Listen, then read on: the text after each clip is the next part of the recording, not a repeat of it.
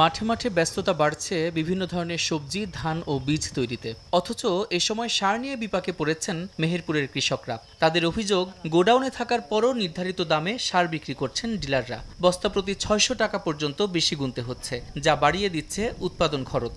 আমার যে ১০ বস্তা সার লাগে, আমাকে দিচ্ছে ১ বস্তা। এইভাবে এসে ধরেন এখানে দাঁড়ায় আছি, সার পাবো কিনা ঠিক পাচ্ছি না। এ অবস্থায় সার কারসাজি ঠেকাতে নজরদারি বাড়ানো হয়েছে বলে জানান এই কৃষি কর্মকর্তা। ভরা মৌসুমে যাতে সার নিয়ে কোনো সমস্যা না হয়, এই জন্য মনিটরিং কার্যক্রম জোরদার করেছি। আমাদের বিভাগীয় নির্দেশনা আছে, এখন শুধুমাত্র এই মনিটরিং কাজটাই জোরালোভাবে করতে হবে, আমরা সেভাবে নির্দেশনা দিয়েছি। কৃষি বিভাগের তথ্য, চলতি মৌসুমে মেহেরপুর জেলায় ডিএসপি ও এমওপি সারের মোট চাহিদা নির্ধারণ করা হয়েছে ৩১,৬৬০ মেট্রিক টন। সময় সংবাদ, মেহেরপুর।